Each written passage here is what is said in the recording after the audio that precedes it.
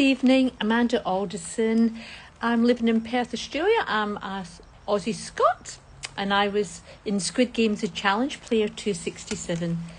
I just want to know how everybody's enjoying themselves today.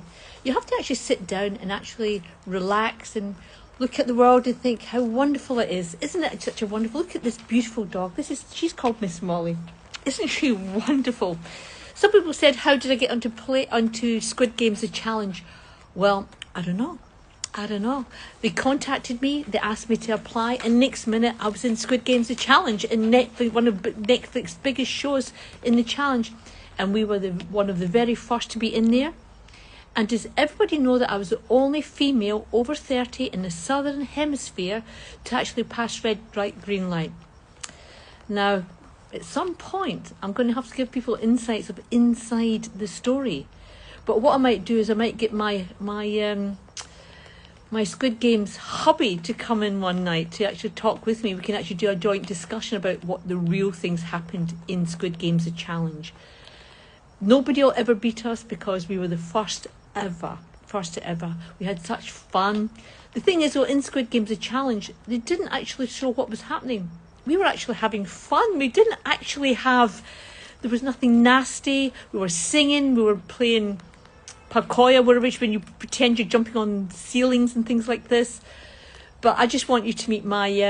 if he ever comes online, hopefully I'll be able to get him to come online and to actually talk with me talk about Squid Games The Challenge and within the house.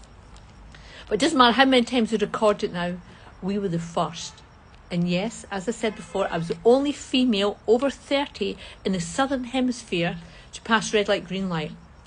It was so cold. It was bitter cold in those games.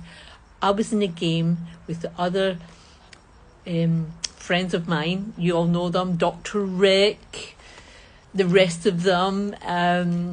We were in that game for 9.5 hours.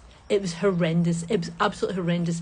They actually didn't show you a lot of the show. We had coffins coming in at the very beginning and taking the bodies out, and we were not allowed to move. We had drones coming around our face and we were not allowed to move. Just imagine standing for 9.5 hours and running in all I can say is that doll, Booby Rude, was a bitch. She would turn around really quickly and you'd have to stand and not move for 9.5 hours in Squid Games. Could you imagine standing there for 9.5 hours like some Looby-Loo, not moving, and if you moved, you got squidded. And what we call squidded, you had a pack on,